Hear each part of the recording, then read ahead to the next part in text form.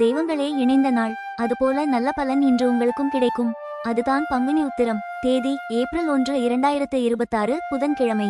இந்த புனித நாளில்தான் சிவபெருமான், பார்வதி தேவி, மகாவிஷ்ணு, மகாலட்சுமி, முருகன், தேவயானை இவர்களின் தெய்வீக திருமணம் நடந்தது.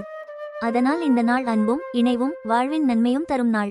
இந்த நாளில் உண்மையான பக்தியோடு முருகனை வழிபட்டு விரதம் இருந்தால் குழந்தை பாக்கியம், நல்ல திருமண வரன், மன நிம்மதி போன்ற பலன்கள் பக்தர்களுக்கு கிடைக்கும். சிறப்பு வழிபாட்டு நேரங்கள் காலை 6 மணி முதல் 7:20 மணி வரை, காலை 9:15 மணி முதல் 10:35 வரை, மதியம் 1:35 மணி முதல் 2 மணி வரை. இந்த நேரங்களில் வழிபாடு செய்தால் மிகுந்த புண்ணியம் கிடைக்கும். விரத நேரம் காலை 6 மணி முதல் மாலை 6 மணி வரை விரதம் இருக்கலாம்.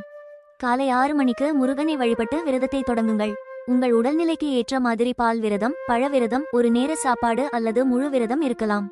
முழு விரதம் இருக்கும் போதும் தண்ணீர் குடிக்கலாம். தண்ணீர் குடிக்க தடை ஏதும் இல்லை. மாலை 6 மணிக்கு விரதம் முடித்து உணவு எடுத்துக்கொள்ளலாம். அதிகாலையிலே குளித்து பூஜை அறையை சுத்தம் செய்யுங்கள். முருகனை மலர்களால் அலங்கரியுங்கள். ஷட்கோணம் கோலம் இடுங்கள். குறைந்தது ஒரு நெய் தீபமாவது ஏற்றுங்கள்.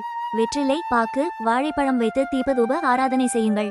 நைவேத்தியமாக பால், சர்க்கரை பொங்கல், தேன் மற்றும் தினை மாவு வைக்கலாம். இந்த நாளில் இனிப்பு நைவேத்தியம் செய்வது மிகச் சிறப்பு. மதியம் 1:35 மணி முதல் 2 மணிக்குள் கடவுளுக்கு உணவு படையலிட்டு சாமி கும்பிடலாம்.